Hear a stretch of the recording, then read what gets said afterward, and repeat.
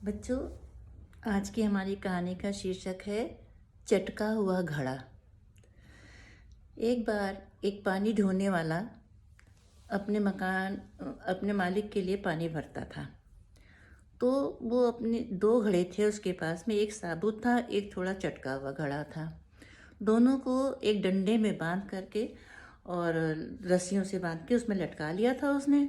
और उसके बाद नदी पे जा करके दोनों घड़ों को भर के अपने कंधे पे उठा करके मालिक के घर तक आता था और वहाँ जा कर के पूरा कर देता था। तो इस तरह से दोनों घड़े जो थे पानी भरते हुए चले आते थे। तो उसमें जो अच्छा वाला घड़ा था, जिस टूटा नहीं था जो, उसको बड़ा घमंड हो गया। उसने कहा, अरे तुम तो आधा काम करते हो, तुम तो चटके हुए सारा पानी तो तुम्हारा गिर जाता है और मालिक के घर तक पहुँचते पहुँचते आधा ही रह जाता है।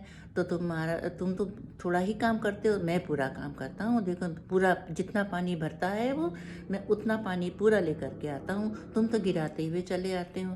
तो रोज़ इस तरह से दोनों घड़े आपस में बात करते थे।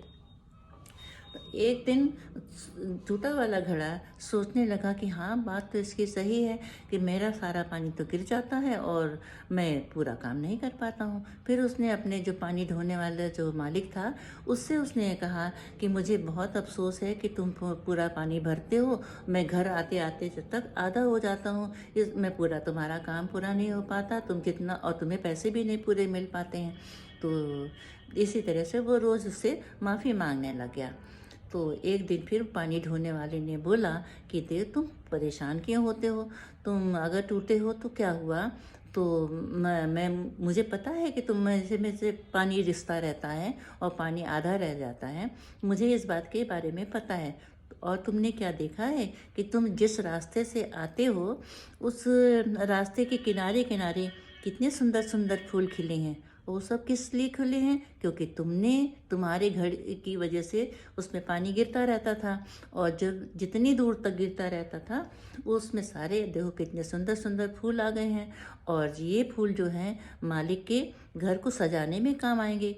तो इस तरीके से तुम्हारी जो सेवा है, तुम्हारा जो पानी गिराया है तुमने, उससे तो जंगल का रास्ता भी अच्छा हो गया और मालिक के घर के लिए सुंदर सुंदर फूल भी मिल जाएंगे।